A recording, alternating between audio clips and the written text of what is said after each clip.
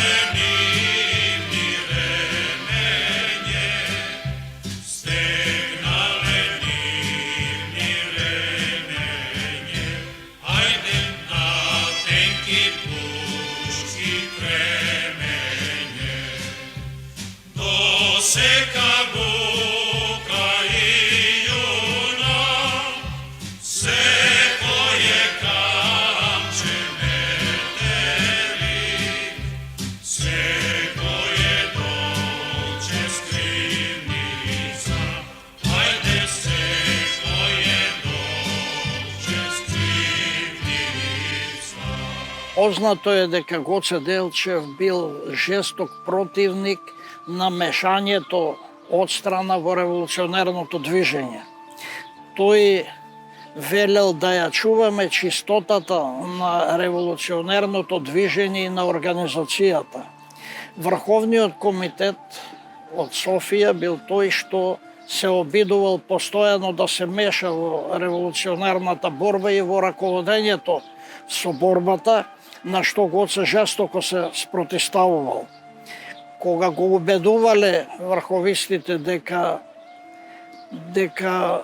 треба да ја прифатат помошта од бугарската влада, Гоце бил жестоко против, велејќи дека тој што ти дава помош не останува само на тоа, тој ќе си има своји барања за тоа и затоа велел да го чуваме, да ја чуваме чистотата на револуционерното движење. Тие зборови на Гоце долго одекнувале подоцна во револуционерната борба.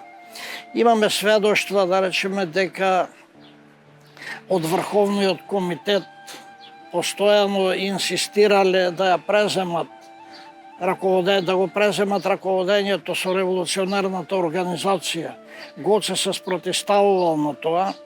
Тие тврделе дека можат тие да раководат со борбата во Македонија, на што Гоце им велел дојдете во Македонија, ако народот ве прифати, раководете, но тие не сакале да дојдат во Македонија, знаејќи дека народот ја сака само револуционерната организација и има доверба само во револуционерната организација и во нејзините водачи. Тоа не може и нема да биде никогаш. Треба да ја чуваме чистотата на македонското дело. Тоа е првиот услов за нашиот успех. Бугарската влада, која има завојувачки намери спрема Македонија, штом ќе даде некој грош, ќе сака тројно да го исползува. Таа нема да се задоволи само со платонски чувства спрема Македонија. И затоа таков откуп би бил страшен по нашето дело. Јанка низ гора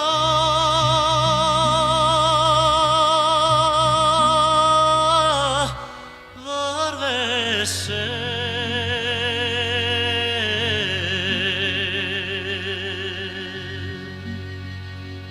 и на гората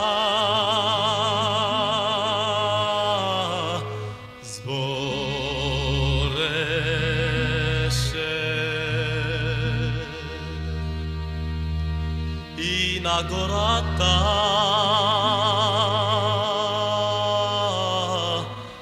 збореше.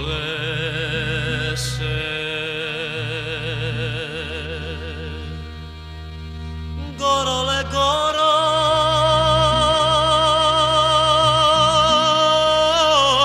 зелена,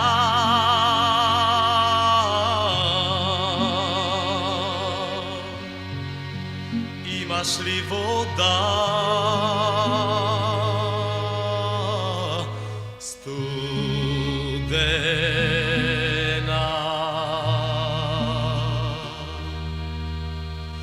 Имаш ли сенки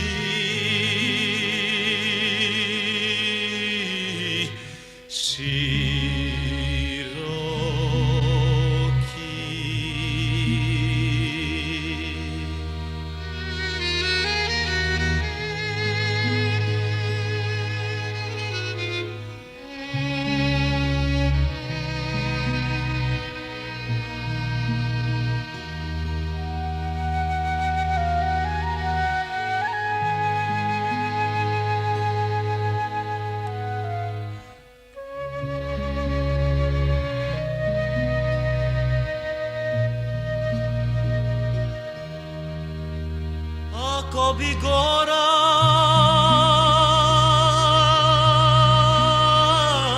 zborela,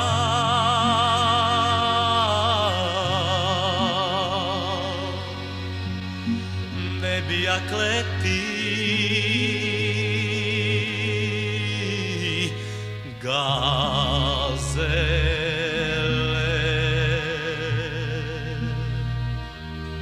i ne bi drvja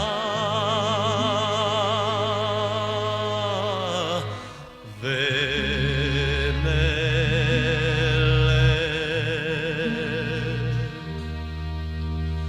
Gorole goro,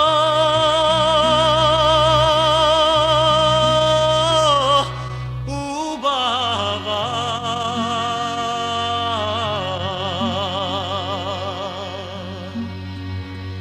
che mi negozze vojvoda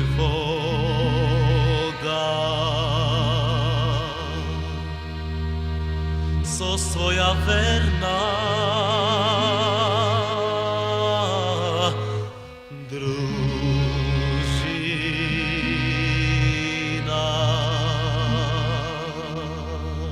Има и запис на Ѓорче Петров, но и на други современици на Гоце, дека Гоце постојано зборувал дека човекот треба најпрвен да се ослободи од робството во себе си, па после да се ослободи од непријателот. Чувството на робство, како што народот го чувствувал после 5 векови поробен, било посилно од поробувачот.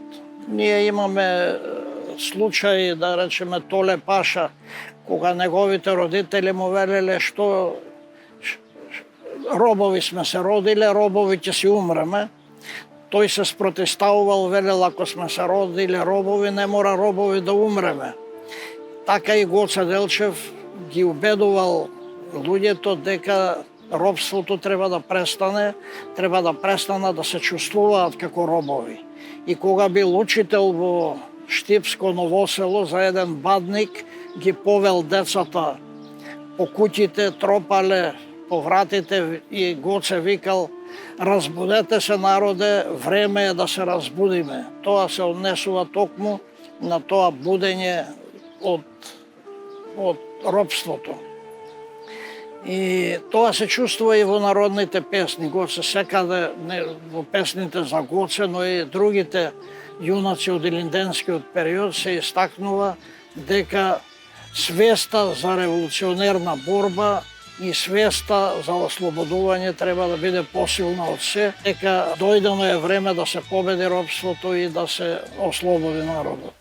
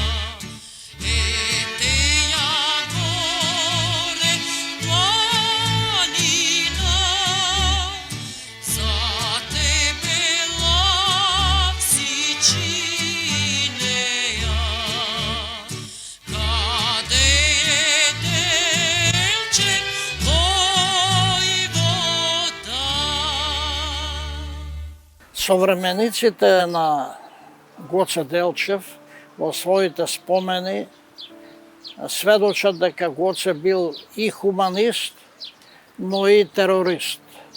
Тој се залагал за терористички начин на војување, а не за масовно востание против турците, свесен дека силата на турската армија е далеку поголема од четничките акции кои што можеле да ги изведат комитите. Гоце, како да се обединат тие две паралели, хуманист и терорист. Гоце никогаш не дозволувал другите да одат напред, секогаш тој одел напред. Кога ќе била сардисана четата и кога ќе требало да се направи, да се пробие обрачот, Гоце не му велел на војводата, ајде ти одај напред, туку тој тргнувал напред. Секогаш така било и во Баница на 4. мај, кога им соопштиле дека се сардисани, Гоце тргнал да го пробива обрачот и така загинал. Инаку, зошто терористички акции? Никој народ поробен не се ослободил со молитви и со молби. Секој се ослободил со револуционерна борба и нашите комити биле свесни за тоа и затоа повеле револуционерни акции. Гоце бил за перманентно восстание, постојано восстание, но не за директни судири, за масовно восстание, како што другите сакале и го закажале тоа восстание за Илинден 2. август. Сведочат неговите современици дека Гоце, кога разбрал за восстанието, бил многу нажален, многу жалосен, знаел дека не може да го спречи тоа, но знаел и што ќе се случи, дека осветата на турската војска ќе биде жестока. Но тој не насетувал дека официјалната османлиска власт и другите фактори непријатели на самостојното македонско дело се наоделе по неговите траги.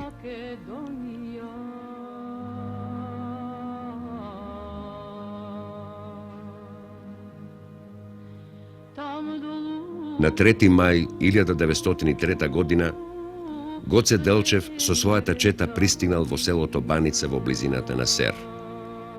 Тука пристигнале и други војводи со своите чети. Истиот ден селото било сардисано од аскерот. Во оваа ситуација Гоце предложил да го напуштат селото за да не страда населението.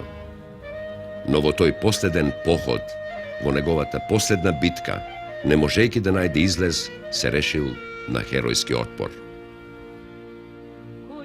Следниот ден, на 4. мај 1903 година, бил смртно погоден. Го положил својот млад живот. Ги закопал своите 31 година за слободата на Македонија.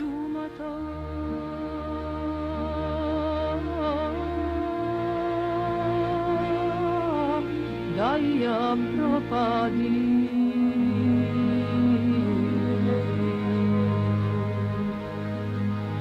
od žalma Makedonija.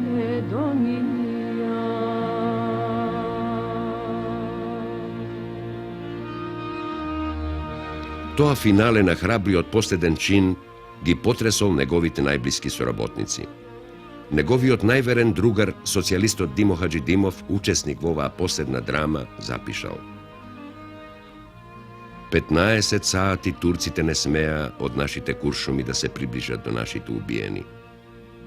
15 сати ние го гледавме мртвиот Гоце, приведен ни се чини над гробот на Македонија.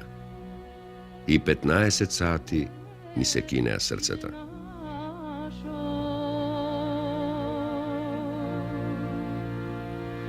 Mlade Goce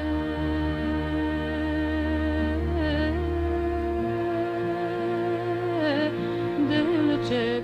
Гоце Делчев бил погребан во селото Баница, Серско. Во 1923 година неговите останки биле пренесени од Илинденската организација во Софија.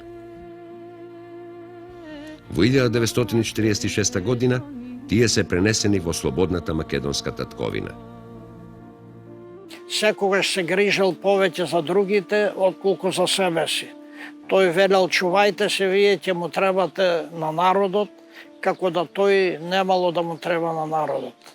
И кога Гоце загинал, луѓето не можеле да поверуваат дека водачот на револуционерната организација загинал.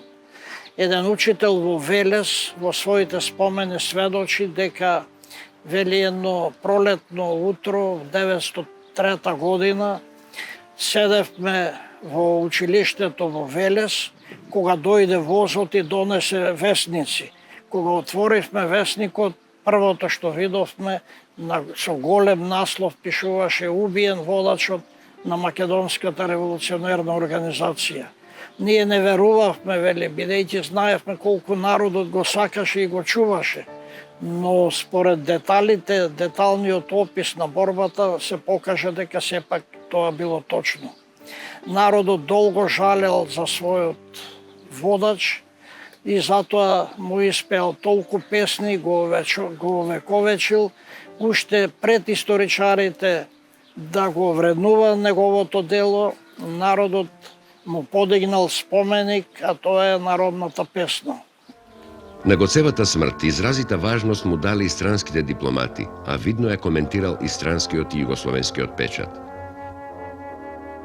Сите главни европски весници објавиле пригодни статии за овој настан. Познатиот англиски новинар Џон Макдоналд, дописник на лондонски Daily News, запишал дека Делчев за многу години беше душа на револуцијата во Македонија. Делчев беше идол на десетина илјади селани. Делчев беше еден човек кој стана движечки дух на организацијата. Рускиот анархист комунист Рогдаев напишал: душата на македонската организација беше Гоце Делчев. Овој балкански Гарибалди, тип на неуморен народен револуционер. Гоцевата загуба живо се коментирала и во југословенскиот печат. Загребски обзор запишал: со Делчев падна човекот што беше душа на сегашното револуционерно движење во Македонија. Со неговата смрт и беше зададен удар на внатрешната македонска организација и на незините цели. Неговата смрт чувствително дејствуваше на македонското движење, на кое тој му беше душа и срце.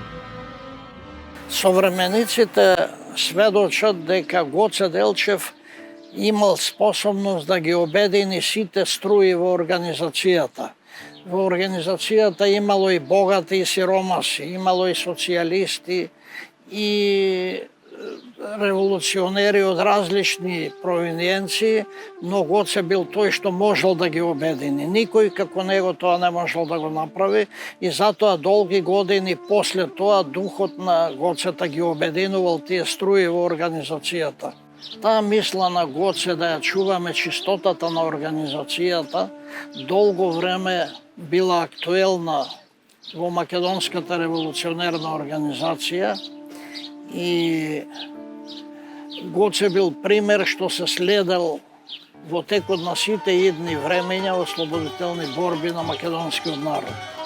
Значи и во текот на илинденскиот период и во текот на народно-ослободителната борба идеите на Гоце Делчев биле живи.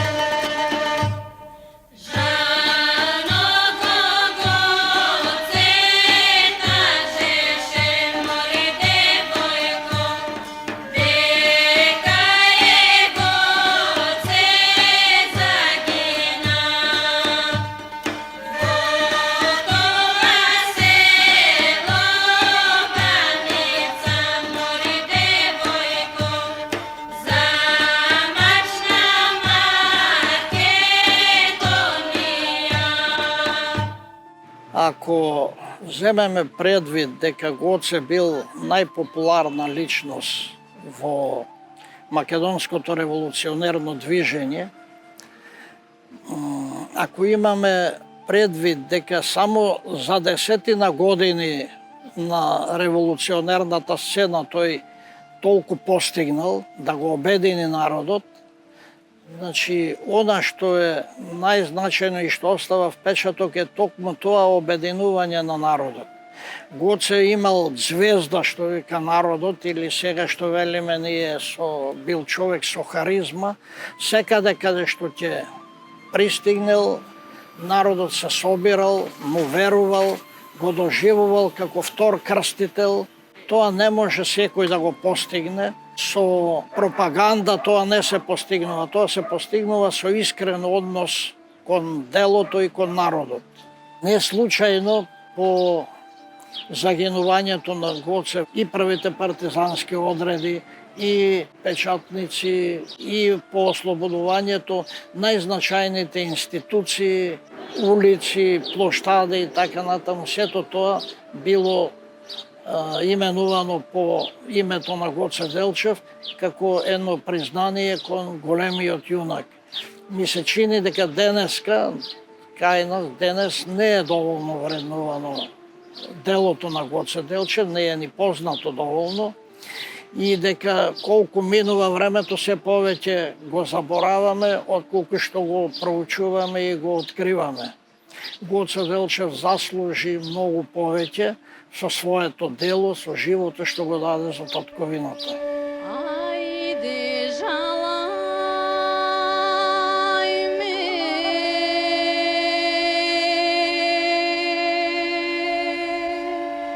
малиној моме, плакај ме.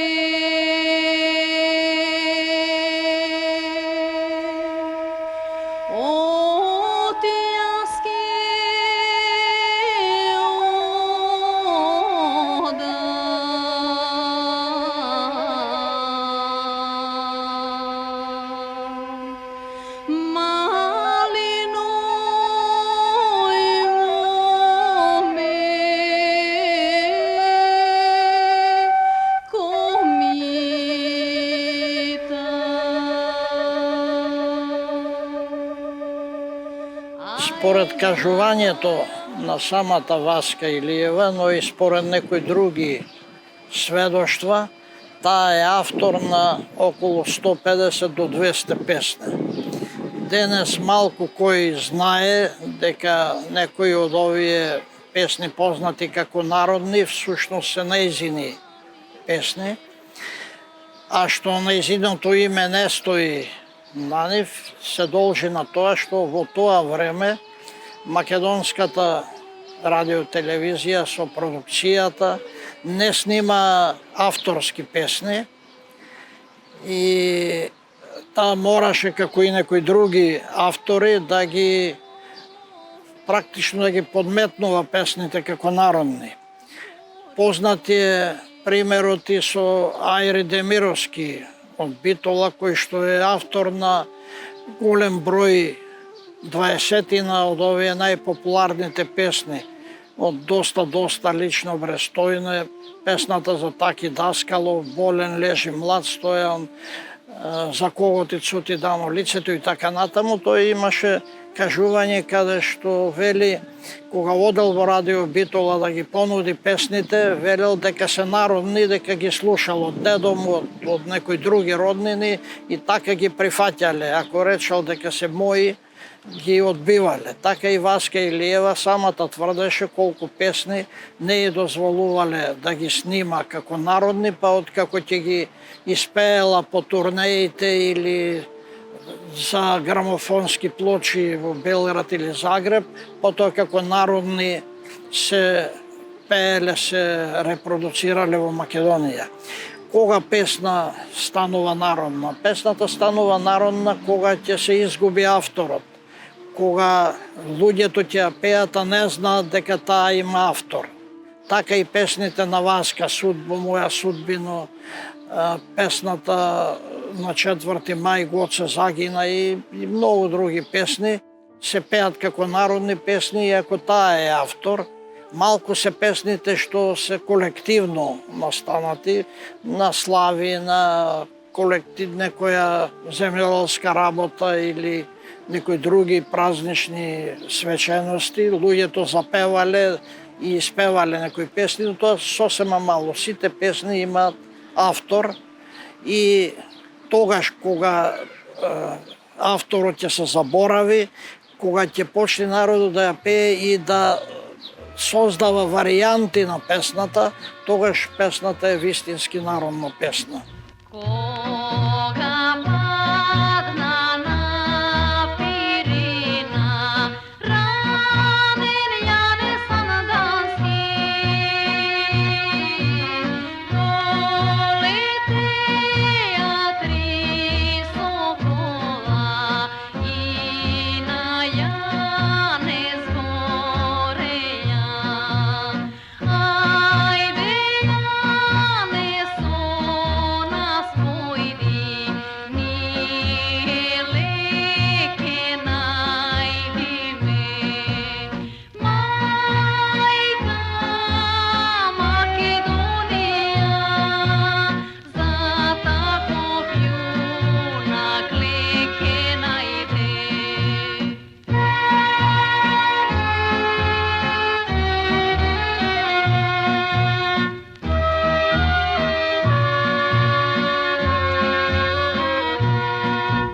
Први сокол ќе те носи долу крај Вардара.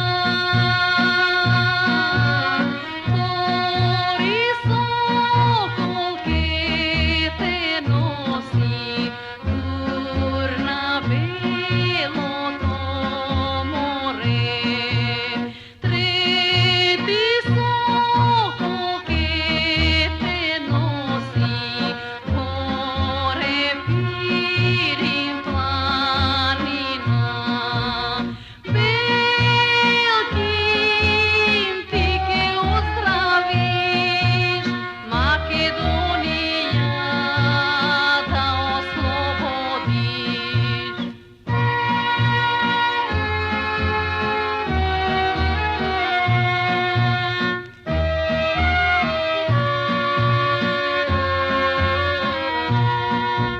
Ој вие три сокола, срце љуто сум ранен.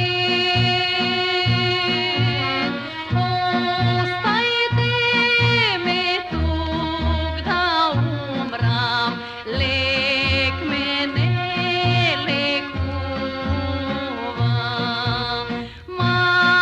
Македонија други ке роди, ке ја ослободат. Мајко Македонијо, други ке родиш, ке те ослободат. Мајко Македонијо, други ке родиш, ке те ослободат. Васка Илиева беше популарна во диаспората многу, но и овде беше популарна. Секаде каде што ќе се појавеше, особено по селата и по малите градови, целиот народ се собираше да ја слуша. Но во диаспората кога ќе појдеше, Васка беше пречекана како кралица или како жива легенда, како што пишуваат некои тамошни весници на времето.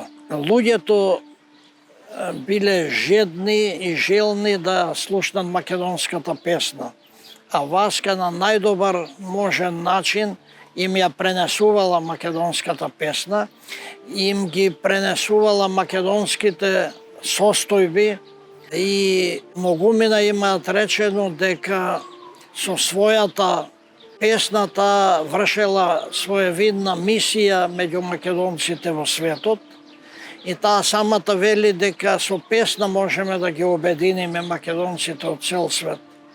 Многумина има напишано и во писмата до неа и во изјави за весниците дека Васка го крепела патриотството, дека нејзините песни многу повеќе направиле за обединување на македонците во диаспората, отколку сите говори на политичарите што оделе тамо да им држат говори, всушност тие оделе да ги разединуваат.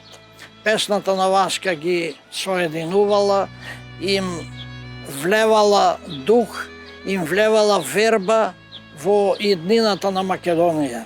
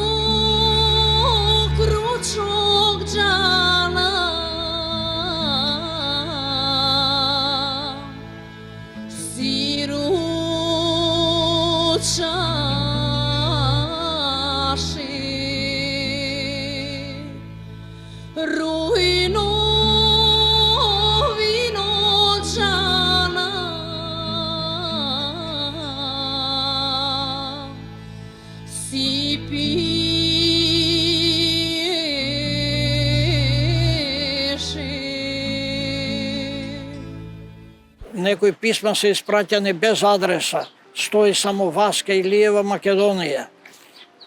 Што беше таа магија, да може цел народ да ја знае, цел народ да ја верува, да ја слуша, да ја следи. Васка имаше звезда, имаше харизма и затоа што беше искрена со луѓето. Таа пеела и пред Тито, и пред Черчил, и пред кралицата, и пред Марија Калас. На едно место пишува: Марија Калас ме пофали и ме бакна. Тоа ми значи многу, но повеќе подобро се чувствував, попријатно, кога во некое село Велешко немало бина, па трактори донесле и на тракторот на приколката како би напеела, вели таму се чувствував попријатно, поубаво. Васка живееше за народот, затоа што тие ја сакаа и ги сакаа нејзините песни.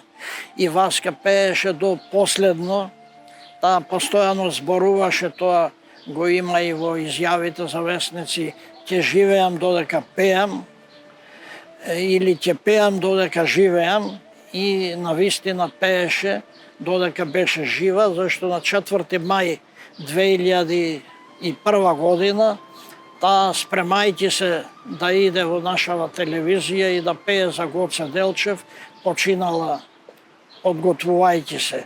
Тоа беше нејзината желба да пее до крај на животот и тоа се оствари.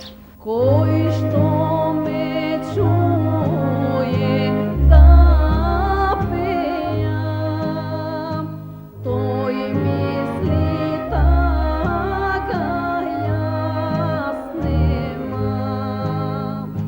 Јас си пеам весела, тагите да ми поминат.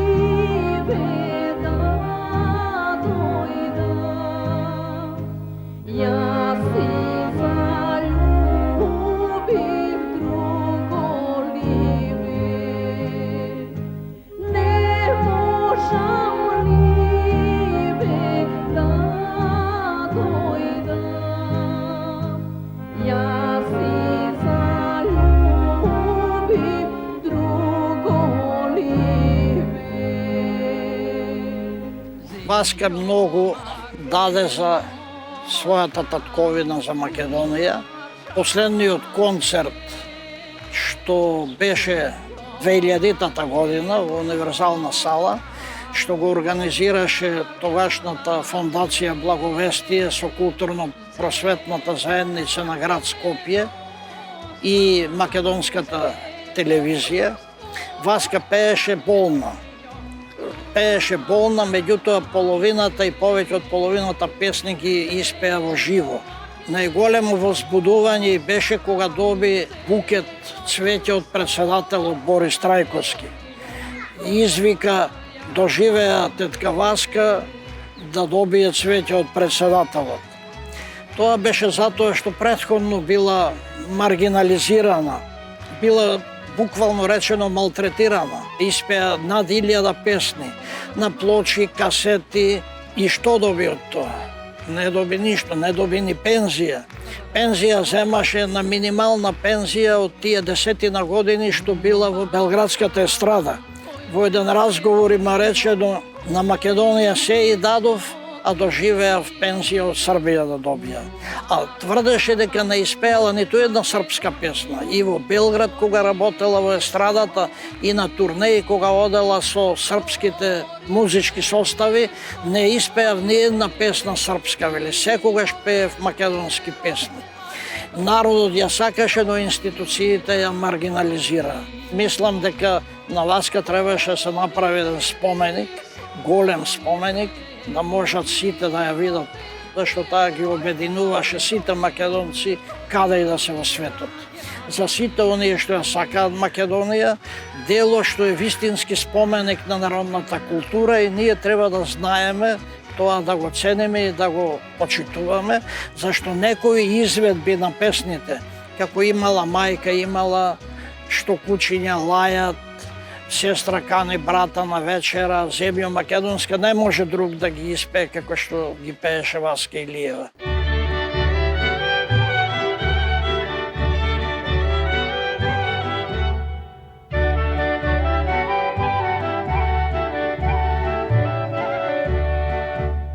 Сестра брата моли за вечера. Ајде брате да вечераме.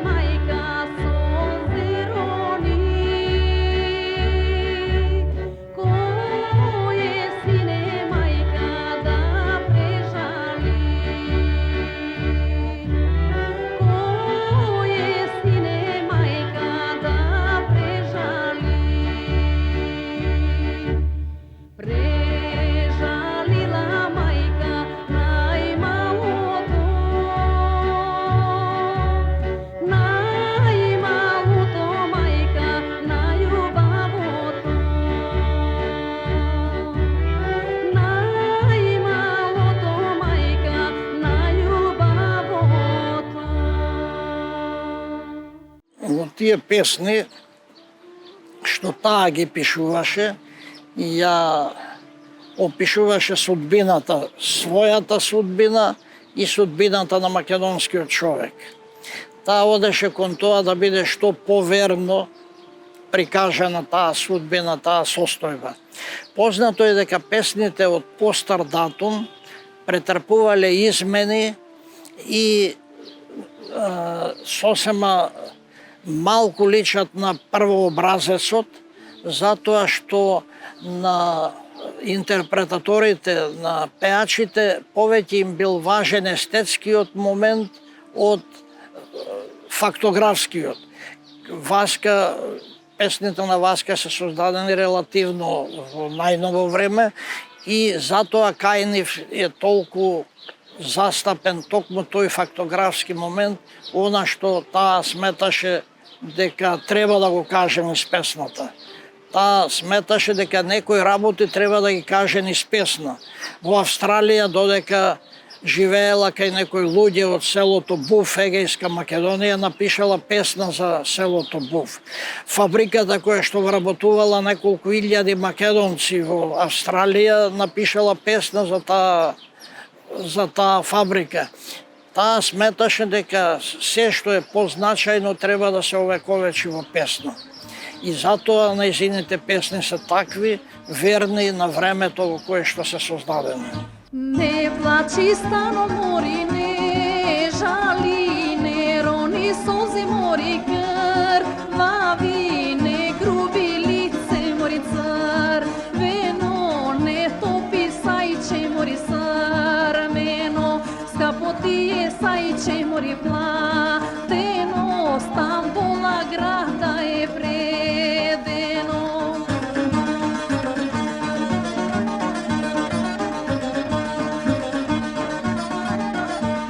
Стамбула града мори предено, Солуна града е сновано, Битола града е кроено, во Велес града е шиено, во Велес града е шиено, во Бело Скопје е везено.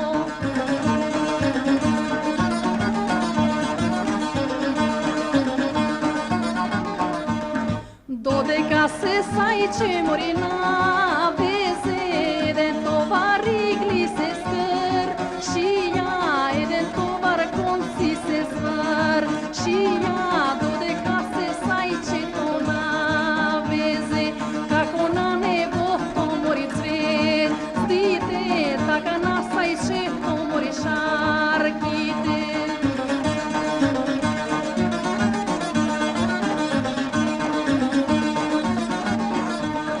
Пусто да остане лудо сајчето, пусто да остане лудо сајчето, кога е момче море малечко, момче некадарно, кога е момче море малечко, момче некадарно.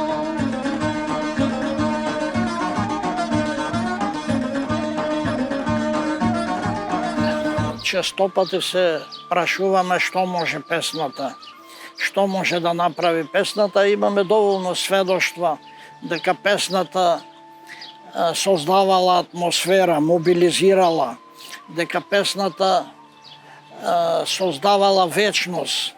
Луѓето опеани во песните влегле во бесмртноста. Македонската песна е толку приврзана до душата на македонскиот народ, што во неја се искажани најважните моменти од историјата на македонскиот народ.